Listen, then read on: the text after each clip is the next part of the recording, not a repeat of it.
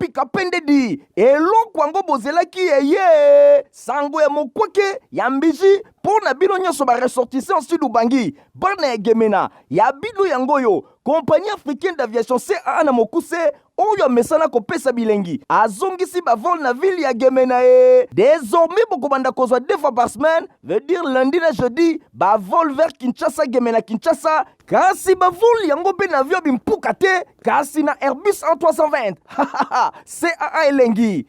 bangwaka boa elengi boa suka po moto eloba etumba nangwaka opika pende akosa te po bompikiliki boa nango pardon CAA 30 ans d'expérience mokoka na service ya peuple congolais mokili mona pendima les lois sopeli bana Gemena luxe ya mpepo pe savoir faire na ye na CAA mosala c'est mosala. Merci pour vous aider sur la télévision la mino pour la Hollande Info Lingala journal il y a peu pour le peuple merci na fidélité et confiance pour continuer vous anango na journal na bino tout fongola journal mokola jeudi 16 novembre pour l'obtenir que chef de l'État Félix Antoine Tshisekedi Tshilombo ya président qui mokola mercredi 15 novembre la salle ya congrès à palais de la nation 10e conférence ya gouverneur ya province oyo bongo ya suka po na quinquennat na ina thème na yango ezalaki bongo état de lieu ya fonctionnement de conférence de gouverneur de province héritier mapini mapesi binoba détail. Chef de l'État, Félix Antoine Tshisekedi Tshilombo a présidé qui mercredi dans la salle de congrès à Palais de la Nation. 10e conférence ya gouverneur de province. Pezali conférence ya suka po na quinquennat na ye.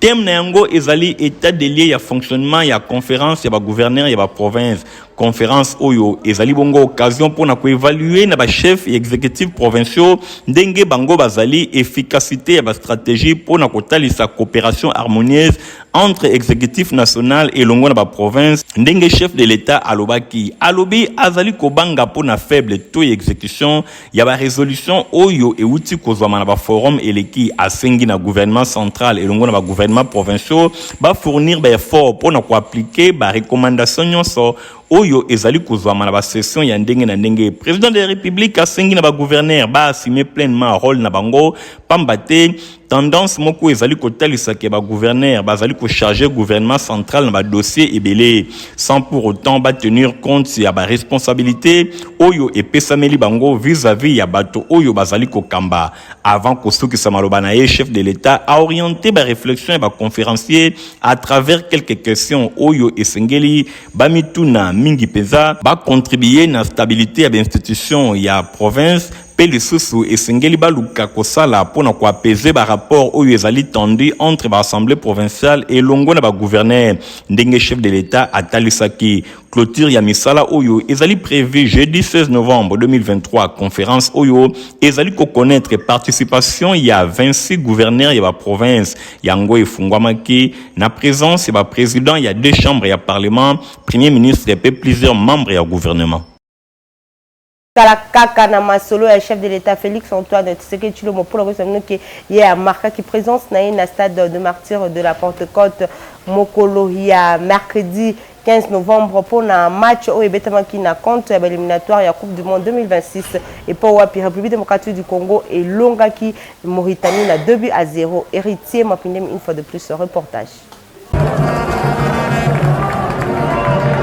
Président de la République Félix Antoine Tshisekedi Tshilombo a assisté qui mercredi dans le stade de martyrs de la Pentecôte na victoire ya ba Léopard ya République démocratique du Congo liboso ya ba Mourabit ya Mauritanie 2-0 bosimba ke match oyo ezalaki pona compte ya première journée ya ba éliminatoire ya Coupe du Monde Canada États-Unis pe Mexique 2026 premier sportif congolais oyo asepelaki mingi na victoire akitaki tina vestir na suka ya match pona ko féliciter ba Léopard ya RDC alobi Félix Antoine Tshisekedi Tshilombo atalisi ke azali bongo très fier ya bango ezali kaka ebandeli kasi ezali ebandeli moko ya malamu compétition ezali nanu molai alobi na ba joueur bozala concentré pona match ya dimanche pe otelanga ata debi na kozala na esengo mingi ndenge chef de l'État atalisi esengelaki kozela deuxième période pona komona Sébastien de Sabre a lancé Théo Bongonda na place ya Meshak Elia na 54 minutes 9 minutes plus tard 800 azalaki bien servi par Théo Bongonda pe afongola Kimoniama na 82e minute relance moko très intelligente ya portier congolais Lionel Mpasi pour na Théo Bongonda et ko permettre doubler bosimba ke na score oyo RDC azali occupé déjà première position ya groupe B avec 3 points en attendant ba score ya ba match mususu. Ba Mauritanien bango bazongi na République démocratique du Congo pour mbala ya mibale après 10 mois après défaite na bango ya 3-1 na match ya qualification pour na CAN 2023 na janvier et outi koleka.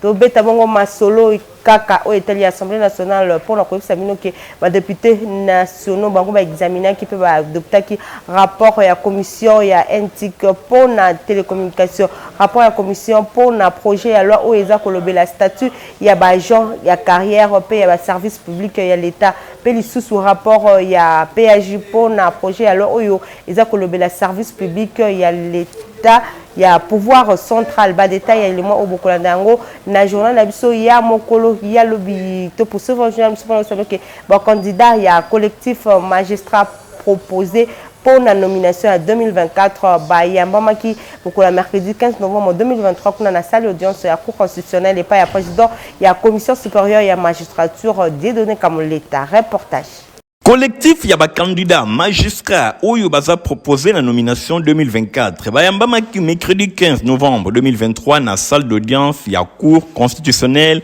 et pas ya président ya conseil supérieur ya magistrature des données comme l'État. Pendant près d'une heure, ba futur magistrat bango ba betaki masolo elongo na président na bango pona oyo etali inquiétude na bango na constitution ya ba dossier na bango selon esprit ya communiqué oyo ezali kolobela identification physique ya ba candidat magistrat oyo bazali retenu pona année 2024 ndenge ezalaki rendu public le 7 novembre eleki. Un bon père de famille, président a rencontré qui ba préoccupation na bango nyonso pe a prometté ki bango akosa la tout pour que situation na bango ezala régulariser. Ba bénéficiaire bango pe ba sepeli na bokutani oyo elongo na président ya conseil supérieur ya magistrature oyo ayoka ki bango vraiment. Ezalaki na convivialité nde bokutani oyo esilaki. Rendez-vous ezali fixé dans 2024 pour na kotala soki bakota en œuvre ba leçon oyo nyonso ba yekolaki pendant formation to pendant ba séminaire na bango.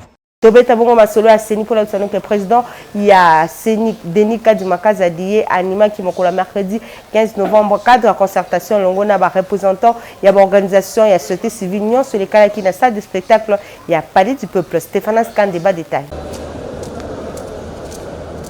Président de la Commission électorale nationale indépendante, Denis Kadimakaza a animé qui cadre ya concertation et l'ongona ba représentant ya organisation ya société civile. Ezalaki na salle de spectacle ya Palais du Peuple. Moment ya échange oyo et paiwapi ba participa ki mingi ba membre ya bureau ya plénière ya Seni boye ba silisaki série ya cadre ba concertation oyo esangisaki liboso na bandeli ya poso ba candidat président de la République pe ba parti et l'ongona ba regroupement politique pe ba candidat indépendant mokolo elekaki occasion oyo ezalaki une fois de plus et permettaki na numéro 1 ya centrale électorale à ça la état de lieu ya processus électoral puis à fournir maximum ya information na 6 semaines ya scrutin a réaffirmer que détermination ya équipe na ye oyo azali kokamba ya kosakite na engagement oyo bazwaki ya organiser mercredi 20 décembre 2023 ba élection générale oyo mboka mobimba ezali kozela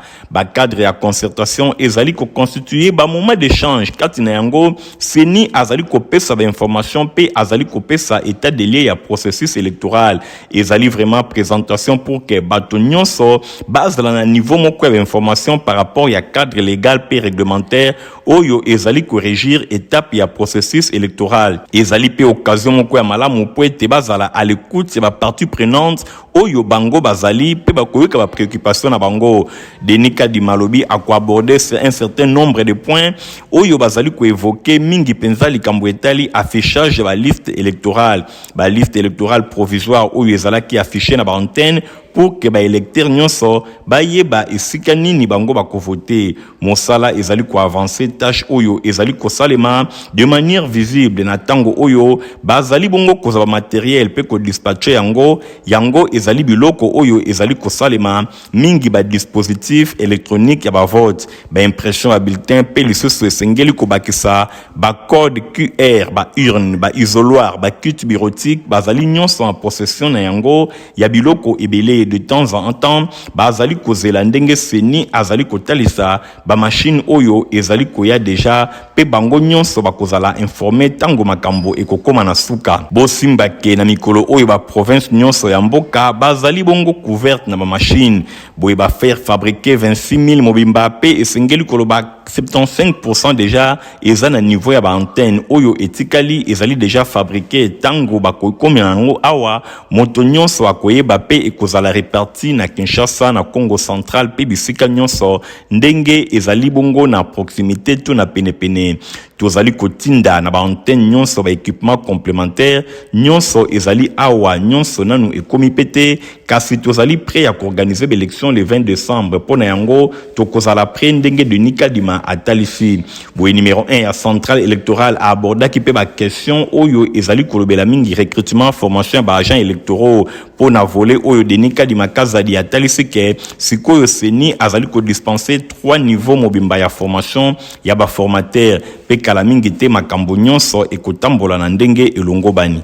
Candidat président de la République, Augustin Matata Ponyo a organisé qui pour la jeudi 16 novembre la showbiz rencontre Oyo et qui intitulé Bongo Matata Event. Nadine Assona, Igor Tingi Bazaki on a compte infoninga.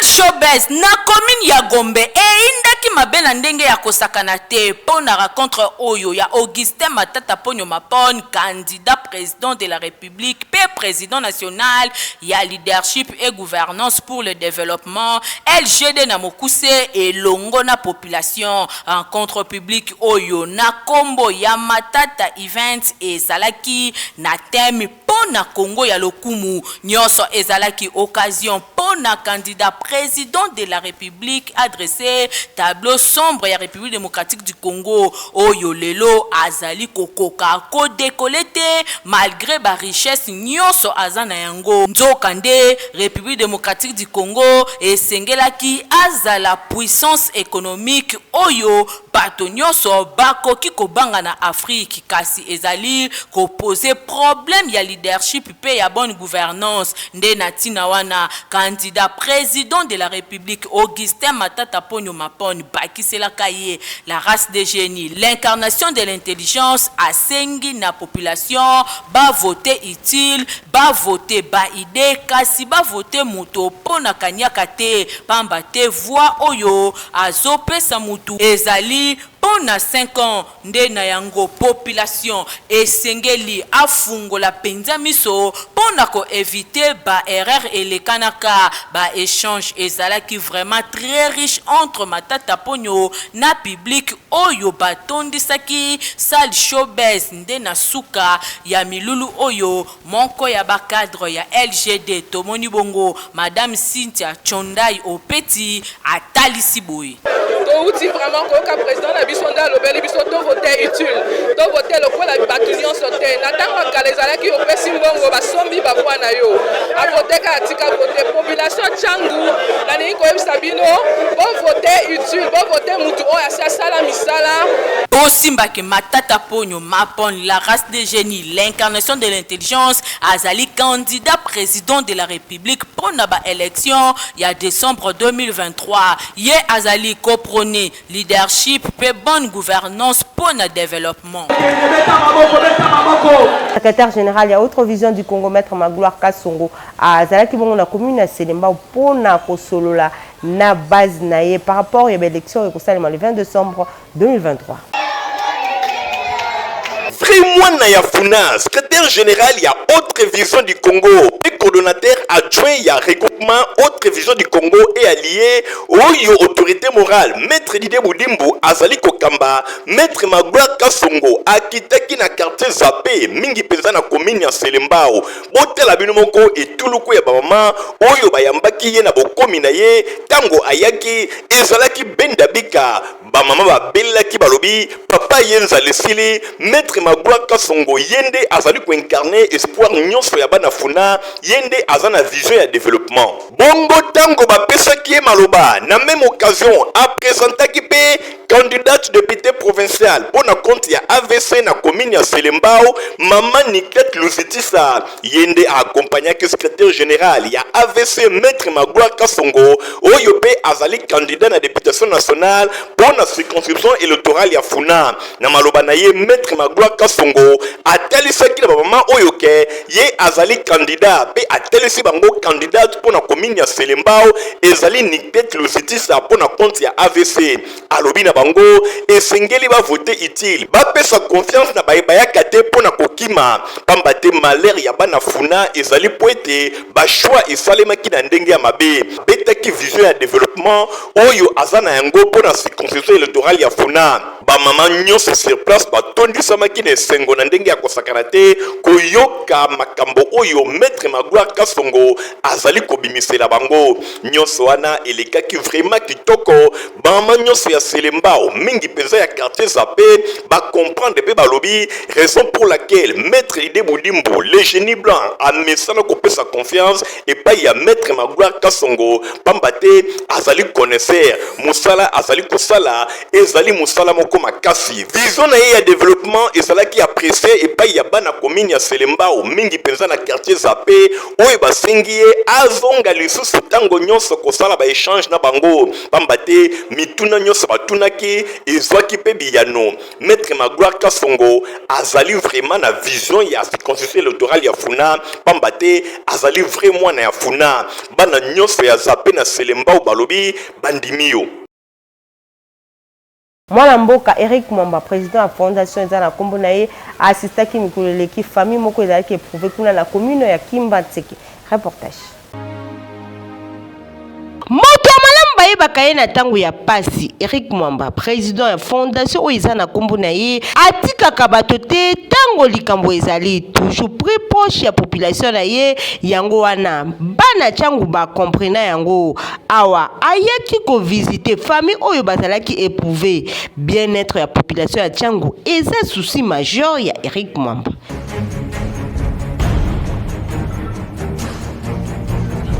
Osimba ke mwana mboka Eric Mwamba aza bongo candidat pour la députation nationale na circonscription électorale ya Tchangu. Aza na souci ya population na ye ya Tchangu. Tchangu ndaku na ye mabele pe ya ye.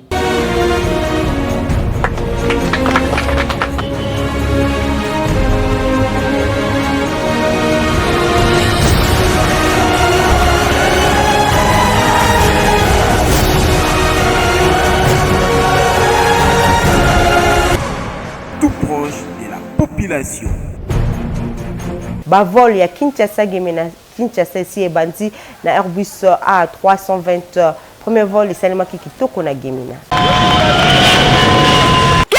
50 nde ezalaki air oyo Airbus A320 ya compagnie africaine d'aviation CAA na bokuse ekitaki pona mbala liboso na aéroport national ya Gemena depuis bakangaka escale oyo na 2016 na pied d'avion tomonaki maire ya Gemena Jacob Luba ya Mbuka oyo asaluaki commandant à bord Lick Scripsens na ba membre nyonso ya équipage avant amema bango po basaluer ba chef coutumier ya ville ya Gemena pe bato ya nzinga oyo ba entouraki président national ya association socio-culturelle Ngambe Bouclier Mbaka Emmanuel Ngbali Gaza oyo ba bundi makasi elongo na ba autorité provinciale ya Sidubangi na fête ya Sidubangi pona ko convaincre hiérarchie ya CAA po bandima ko servir ligne aérienne oyo kitoko. Merci à la hiérarchie de la CAA qui finalement a accepté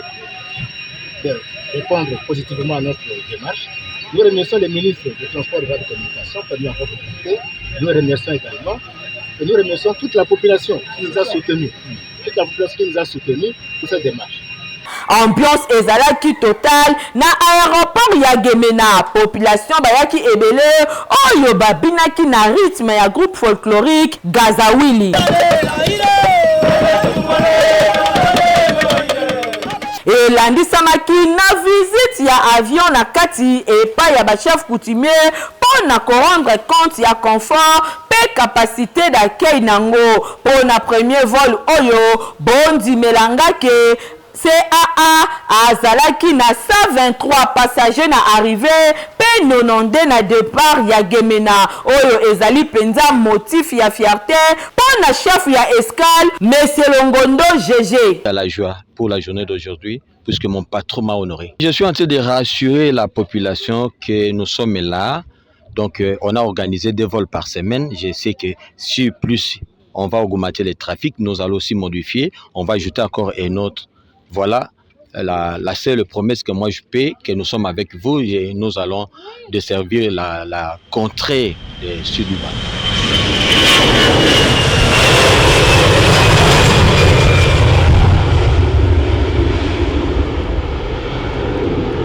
Vendredi 17 novembre, évêque général EAC Dodo Kamba a bengisi bala na nzambe na son veille de prière monene na stade Topé Nanga Koloban Esplanade ya Palais du Peuple. Reportage Fabrice Lundombi. Shalom au nom du Seigneur Jésus-Christ. Je vous invite à un programme très spécial. C'est vendredi 17 novembre à l'esplanade du Palais du Peuple. Une veillée de prière pour la paix dans notre pays dans cette période électorale. Et dans toutes les provinces, je nous demande d'observer le même programme. Tous dans une veillée de prière sur toute l'étendue de la République. Nous voulons voir la main de Dieu dans notre nation. Nous invitons également le candidat chrétien, serviteur de Dieu, enfant de Dieu, ne manquez pas. Nous allons vous présenter et prier pour vous face à la population. Nous voulons la paix dans cette période. Dieu est avec nous, que la grâce et la paix du Seigneur nous accompagnent. Ne manquez pas, très spécial. Soyez bénis. Oh, na santé beau simba rédaction ya folinga la journal peu pour la peuple meki ko lobela bino masolo ya concombre bolanda yango ilongo na Nadine Asona. Concombre ezali légume moko rafraîchissant oyo eregorjaka vitamine pe minéraux essentiels pour na bon fonctionnement ya organisme. Jinango à 96% eza na ba vertu diurétique pe drainante eza na fibre. Concombre et participaka na bon fonctionnement ya transit intestinal na oyo etali ba bienfait ya concombre bo simba ke concombre eza légume vert oyo eza renfermé na cucurbitacine na ba propriété anti-cancéreuse grâce na antioxydant oyo eza nango. Concombre eza astuce ya makasi pona ko perdre poids po eza na 96% ya mai pe pauvre na calories. Concombre écartaka ba maladie cardiovasculaire po eza na fibre, magnésium pe potassium. Trio de choc oyo eza très efficace po diminuaka pression artérielle. Kolia concombre cru na posonango et apportaka peroxydance oyo et réduisaka cholestérol na oyo etali cosmétique bo simbake concombre consommation nango et kolisaka suki et eliminaka teint surtout soki osangisi yango na yaourt nature a opakoli yango pendant 20 minutes okokoma na temoko uniforme pe efongolaka bapor. Concombre eza calmant naturel et silisaka stress et silisaka solo ya monoko to mauvaise haleine. Il suffit au appliquer yango pendant 30 secondes na monoko et silisaka estomac et longo la cabarite et silisaka trouble digestif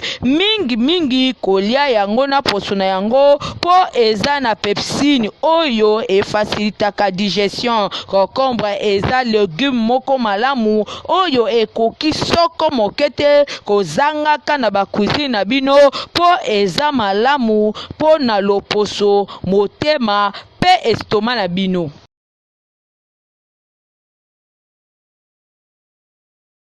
Olingola ta sapata kitoko pe ya qualité place sur ya kosomba sapata kuna ba fête ya bonne année pe ya Noël boaki na 7e avril mettez papa Griff azawana pona bino. Papa sinangai euta ko apio olingaka basapatu kitoko olingaka mokoto ya malonga oyo ekobimisa yo propre liboso ya bato nyonso esika eza se moko na 7e rue na commune ya Limete na place commerciale na Petit Boulevard tala malamu yeyo collègue ya bato nyonso basalaka basapatu minene na mikili ya poto basapatu ya kitoko oyo bino boyebi yeyo ye moko ayebi mosala na ndenge akosakana te bato nyonso bayebi collègue ya Jume Weston azali kosala mokoto na ndenge akosakana te nayebi ke chef de l'état Fachi Beton oyebi nga na kombo oyebi nga na elongi oyebi nga na mosala. Moi je pense que c'est déjà quelque chose de bon. Puis oyebi bate ezalaki na Limete toki na premier ministre ozalaka na yo na musée oyo kota palais du peuple obenga ngai tokutana mais ti lelo kaka bablocage mais ozalaka même na baministre nao ministre ya culture azali ministre ya industrie azali ministre ya PMI azali PMR. Mais pourquoi tu es beaucoup de maboko on a diminué le taux de chômage pour nous les hommes. Par contre nous n'avons pas Patrice pour diminuer le taux pour encadrer jeunesse pour transformer bango si on est pour ça la sapate est-ce que on a besoin de ça pour je ne pense pas automatiquement à Oluka Azala responsable pour qu'il y ait des familles. Mais pourquoi dans ça été dit pourquoi dans ce là on a fait dans la gentille là oyo adjoint naye ezali chez Koko Mulumba fils gouverneur Gentili Modula namonaka même bonne foi alobaka nga moko amemanga ti pas chef de l'état napesa ye mokoto boye nayebi ke makambo ya politique mpe mwa makambo ebele mais effet ke bonne foi oyo baautorité mosusu mpe baza nango. Moi je pense que bosala effort eza devoir na bino nga devoir na nga na sali soki tembe boya na 7e rue place commerciale na Petit Boulevard place bartiste wana mpe mosusu omona na basaka babiro bakekele okomona ala la présence de la salle naza bien organisé nasala mikanda nyonso oyo ekosenga l'état lobi mpe tosoutenir yo yango na bimisi mais balingi kosoutenir nga te. Bon, je comprends donc client nyonso akotaka awa oyoka yango papa Grace Mawal ngo babiso mama te po basoutenir yo il faut simba science mais nga na simba science na vie na nga te. Donc chaussure ya awa ozala osala fete obia bato nyonso na fete nataka pesa awa ozala oza na mariage lata awa oza na sapato ya monene lokola ilki yaka na odimini yango koma lokwa emoro ekoka yo oza na oyo lokwa emoro olingi koma boliki lokola ilki yaka na osala ngo nasaka réparation nasaka fabrication. Donc nayebi kosala comme il se doit otaki bate ezaki oyoki adresse eza se moko na 7e rue Petit Boulevard na commune ya Limete epai wapi ba chaussure ba sandal ba mapapa ezali kosalema na ndenge ya kosakana te soki okoti awa obosani Italie libela. Poto malonga pona bana na bino eza Potifa puis pe mukolo okoki na okomela yango. Merci. Yabouinde, bana nyoso baza kuringa. À la pochette.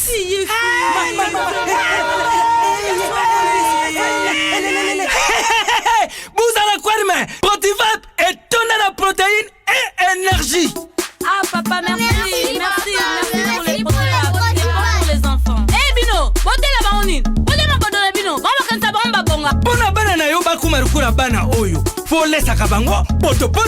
Protivap. Et ça ba pota te. Allez, Kamata, bon appétit. Bana nyeso ba yaka Protivap. Ah ba sisi kulia ya bango Protivap, ba bandi ba dansi na bango ya ba bébé pro. Tala. Ba yango, chata kitoko ntato makachi. Tukana mbimbi, oyo tukana mbimbi. Makusa, Protivap. Poto kitoko pona ba bébé pro. Vous avez que belle pona kolanda info lingala journal ya peu pona pour ceux qui vous s'appellent qui na usa. Merci Negor Tingi Matomi Nazaki na sima caméra. Concours rédactionnel Nadine Asona Mouya la Ruth Kindu. Héritier, mon opinion, mes superviseurs qui jouent au montage, je suis même qu'il y a Christian Kagebeni, Stéphane Skandé, la coordination. On a notre rendez-vous, nous allons au revoir. C'est aïe etumba na ngwaka opika pendedi eloko yango bozelaki eye sango ya mokweke ya mbiji mpo na bino nyonso baressortissant sud ubangi bana egemena ya bilu yango yo compagnie africaine d'aviation CAA na mokuse oyo amesana kopesa bilengi azongisi bavol na ville ya Gemena désormais bokobanda kozwa 2 fois par semaine veut dire lundi na jeudi bavol vers Kinshasa Gemena Kinshasa kasi bavol yango pe na avion bimpuka te kasi na Airbus A320 CAA elengi bangwaka boa elengi boa suka po moto eloba etumba na ngwaka opika pende akosa te po bompikiliki boa nango pardon CAA 30 ans d'expérience mokoka na service ya peuple congolais mokili emona pe ndima lelo asopeli bana Gemena luxe ya mpepo pe savoir faire na ye na CAA mosala se mosala